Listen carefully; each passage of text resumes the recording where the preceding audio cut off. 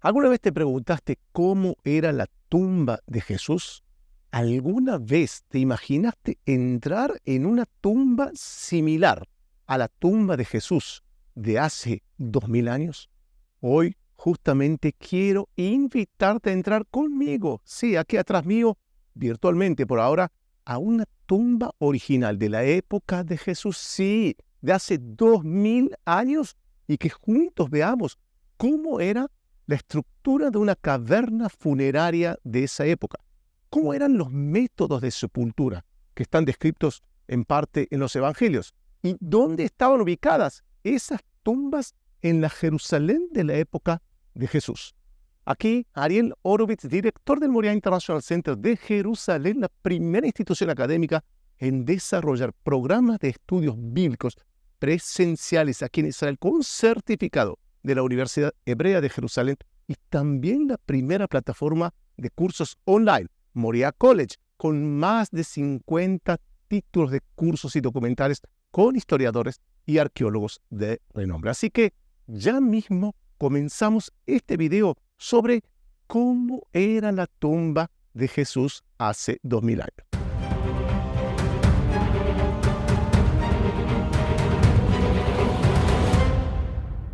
Me encuentro en estos momentos en el campus de la Universidad Hebrea de Jerusalén. Inclusive aquellos que ya estuvieron en nuestros programas aquí en Jerusalén pueden ver la torre de la universidad aquí en el campus de Monte Scopus, donde hace más de 100 años se encontró, sí, aquí justamente en el campus donde hoy está una universidad maravillosa, se encontró aquí una caverna funeraria familiar de la época de Jesús. Ahora, cuando hablamos de cavernas funerarias o tumbas de la época de Jesús, ¿qué características tenían que tener esas tumbas del siglo I?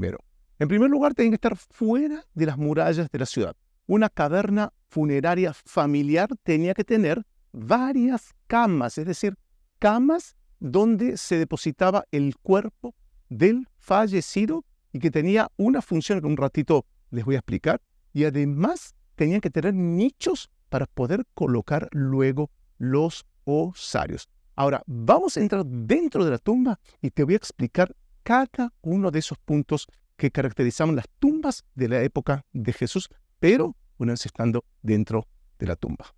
Entonces, el cuerpo del fallecido era limpiado y envuelto en lienzos y colocado en una de esas camas. Inclusive acá atrás de esta caverna podemos ver, o estos nichos, podemos ver una sala donde hay también camas, una especie de cama de rocas, por supuesto. El cuerpo era acostado, la caverna funeraria sellada con una roca. Luego de un año, la carne se desintegraba y quedaban los huesos únicamente. ¿Por qué justamente un año? Siendo que hay casos, por ejemplo, de cuerpos que demoran más tiempo en desintegrarse. Por dos motivos. Un motivo técnico es las características de Jerusalén, la piedra que hace que el cuerpo se desintegre más o menos después de un año. Pero allá, y esto es lo principal, un motivo, una creencia teológica en el judaísmo de aquella época, que creían que en el juicio los muertos demoraba aproximadamente un año. Es decir, el balance final que Dios iba a hacer a cada uno de las personas fallecidas demoraba aproximadamente un año. Después de este periodo de un año, es decir, cuando el familiar entraba de vuelta a la caverna funeraria y veía los huesos eran colocados, y aquí vemos un osario que generalmente, eran individuales, pero generalmente tenía el nombre de la persona, ya que había una creencia que en el día del juicio final se debía identificar personalmente a cada fallecido. Es decir, si en la época del primer templo las tumbas eran más colectivas, eran más grupales, los huesos se mezclaban entre los familiares, acá no. Acá hay que identificar a cada uno, porque el juicio final próximo a llegar, tenemos que saber a quién pertenece cada uno de estos huesos. Por eso tenemos estos osarios. Estos osarios tienen una característica muy, muy interesante también. ¿Por qué? Y ahora vamos a hacer zoom in en estos osarios.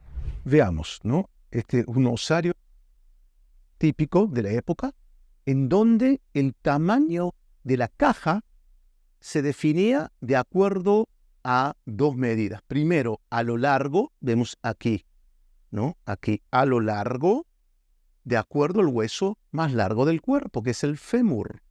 Y la parte más ancha, aquí vemos la parte más ancha, de acuerdo al tamaño de la cadera, al ancho del hueso de la cadera.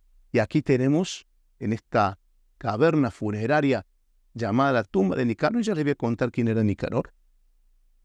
Tenemos varios, vemos aquí también adentro, nichos, varios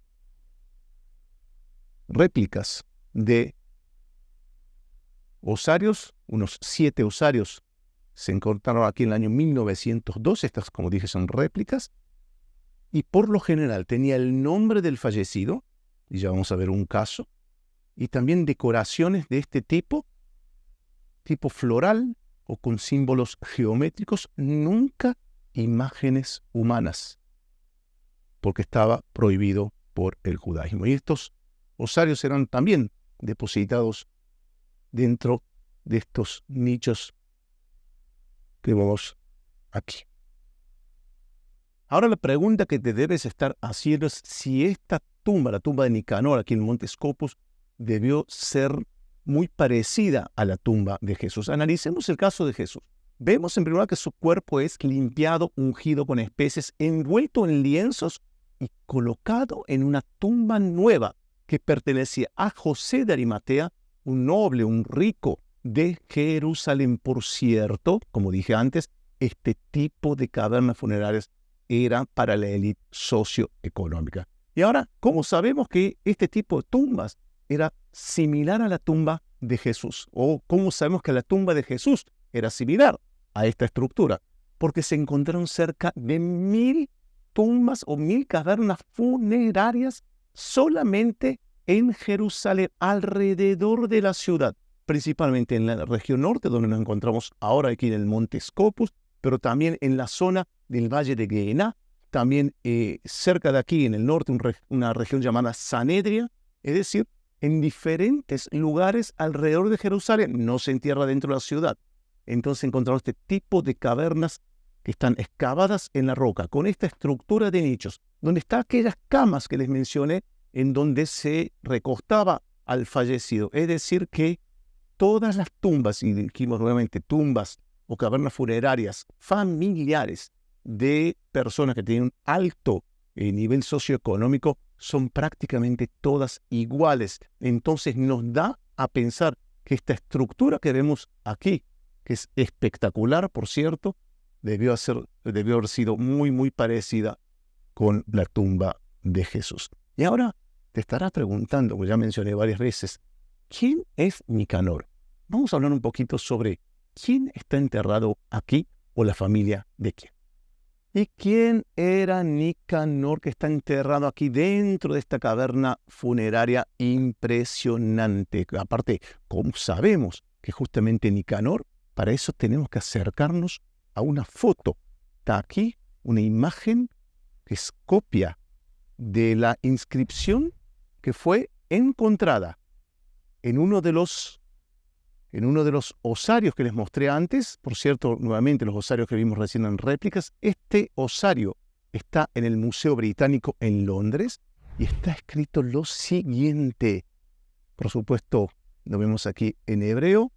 Lo vamos a ver en la traducción en inglés para que sea más fácil. Dice: los huesos de Nicanor, o tal vez de la familia de Nicanor de Alejandría, quien hizo las puertas, y aquí abajo dice Nicanor Alexa. Es decir, que este osario pertenece a Nicanor. ¿Qué sabemos acerca de ese tal Nicanor? Bueno, si abrimos un libro llamado el Talmud de Babilonia, vamos a encontrar ahí que está mencionada la historia de un tal Nicanor que trajo las puertas, donó las puertas. Inclusive hay toda una historia, ¿no?, de la travesía que tuvo que pasar desde Egipto, ¿no?, con una tempestad hasta que llegó al puerto de Yafo o de Jope, aquí en la tierra de Israel, y al final consiguió sobrevivir gracias a las puertas, la milagrosa o el milagroso poder de estas puertas, que al fin y al cabo fueron colocados en el templo de Jerusalén, en el templo de Herodes. Inclusive, si ustedes abren un gráfico, un mapa de cómo era el templo de Jerusalén, el templo de Herodes, es decir, el segundo templo, van a ver que existe ahí lo que se llama las puertas de Nicanor. Bueno, amigos, espero que les haya gustado este video sobre la tumba de Nicanor, sobre cómo era la tumba de Jesús hace 2000 años. Y los invito primero a hacer me gusta, es decir, like en este video, compartir este video con los amigos y familiares para que ellos también puedan aprender y disfrutar de las maravillas de esta tierra, y principalmente suscribirse a nuestro canal de YouTube para que puedan recibir todas las actualizaciones, como activando la campanita que periódicamente publicamos aquí en nuestro canal. Así que desde aquí, desde el Monte Scopus en Jerusalén, al lado de la tumba de Nicanor, les mando un abrazo muy grande a cada uno de ustedes y espero verlos en Jerusalén en breve. Gracias.